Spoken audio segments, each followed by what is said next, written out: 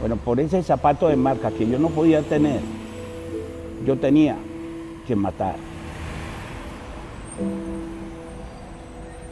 Tú ni siquiera te imaginabas cuándo podría durar una balacera dentro de la parroquia.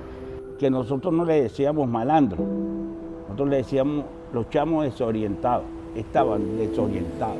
Venimos trabajando y transformando esa visión, romper ese paradigma de barrio como zona crónica roja.